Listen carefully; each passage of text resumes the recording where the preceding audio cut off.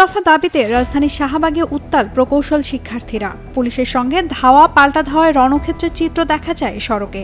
তাদের দাবি মেধার মর্যাদা রক্ষা, অবৈধ কোটা বন্ধ আর স্নাতক প্রকৌশলীদের জন্য ন্যায্য সুযোগ নিশ্চিত করা।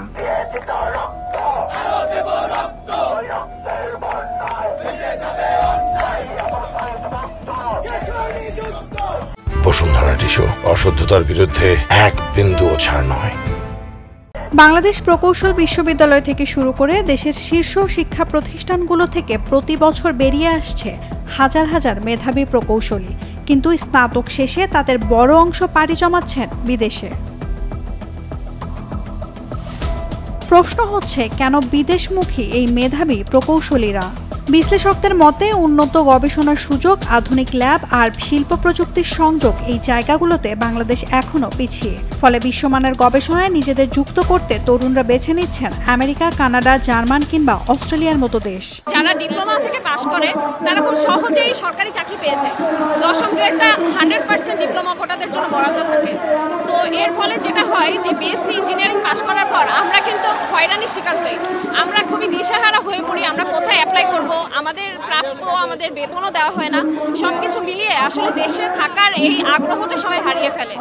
তো এই ব্যবস্থাটা আসলে পরিবর্তনের জন্য আমাদের রাস্তায় নামা। আমরা বড় বড় ইনফ্রাস্ট্রাকচার আছে, ডিপ্লোমার দাবি করে যে দেশে 85% কাজ বাস তারা করে, কিন্তু 85% কাজ যদি থাকে বিদেশ থেকে ইঞ্জিনিয়ার কেন আনা লাগতেছে? ফার্স্ট অফ অল আমাদের চাকরির ক্ষেত্রে যে কোটার যে বৈষম্যটা আছে আপনারা দেখতে পারতেছেন। তারপরে আমাদের হচ্ছে আজকে আমাদের নিজেদের দাবি আদায়ের জন্য রাস্তায় নামা লাগছে ডিপ্লোমাদের এগেনস্টে। এটা প্রুফ করার জন্য যে আমরা যোগ্য, মানে মেধার সঠিক মূল্যায়নটা এখানে হচ্ছে না।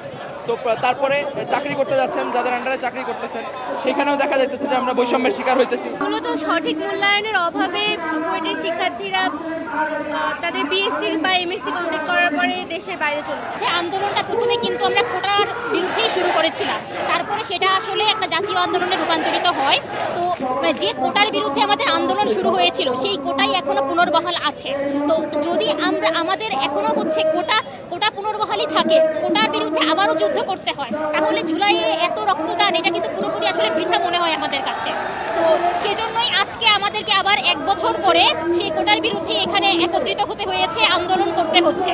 তো আমাদের সরকারের কাছে এটাই দাবি থাকবে যে কোটার জন্য আমাদের এত ভাইয়েরা রক্তদান করেছেন, আশা করি সেই কোটা তারা তুলে নেবেন এবং সেই কোটা আর থাকবে না। প্রকৌশল শিক্ষার্থীরা যদি তাদের উপযুক্ত সুবিধা না পায় তবে মেধাবীদের চলে যাওয়া ঠেকানো যাবে না বলেও মন্তব্য করেন অনেক শিক্ষার্থী। নাওমিনা স্টিন, ডেইলি সান।